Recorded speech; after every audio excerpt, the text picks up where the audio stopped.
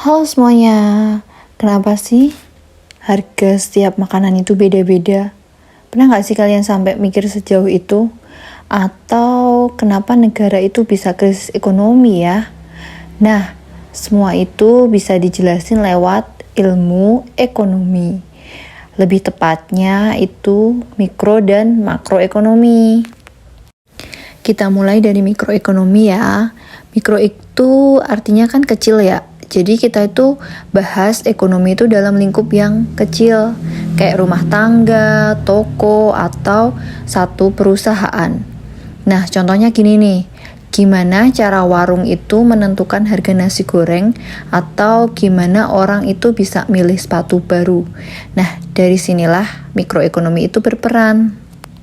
Tujuannya supaya penggunaan sumber daya itu jadi efisien dan tentunya konsumen itu dapat kepuasan yang maksimal. Tunggu dulu. Di mikroekonomi itu ada 3 pertanyaan yang paling penting banget nih. Karena sumber daya kita itu kan terbatas ya. Nah, sedangkan keinginan manusia itu kan sungguh-sungguh sangat tidak terbatas, ya kan?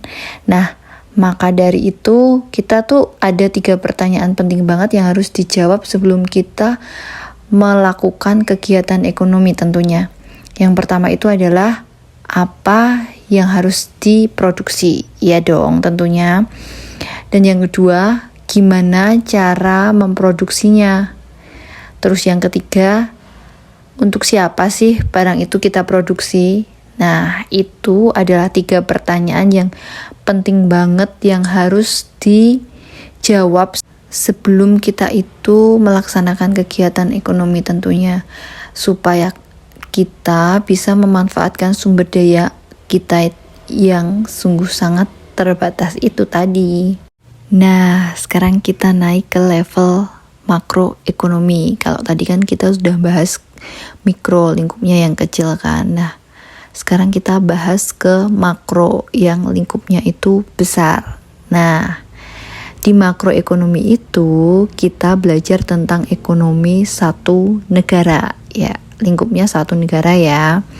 Kayak gimana sih harga-harga naik? Terus kenapa orang itu banyak yang nganggur?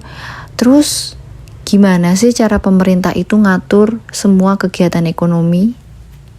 Nah, sekarang kita mau bahas apa aja sih tujuan dari analisis makro itu. Tujuan analisis makro itu ada 3. Yang pertama itu untuk melihat hubungan permintaan dan penawaran secara skala nasional. Terus yang kedua itu untuk menyelesaikan masalah besar kayak misalnya inflasi, pengangguran, dan juga krisis. Terus yang terakhir, yang ketiga adalah untuk melihat gimana sih peran pemerintah untuk ngatur ekonomi lewat kebijakan-kebijakan yang telah mereka susun. Oke, karena tadi kan kita udah bahas banyak banget ya terkait dengan mikro dan juga makro. Perbedaannya apa aja, terus yang dibahas apa aja. Nah, sekarang kesimpulannya itu adalah gini. Mikroekonomi itu kan bahas yang bagian kecil aja ya kan, kayak misalnya aku sama kamu gitu, itu kan kita lingkupnya kecil gitu ya.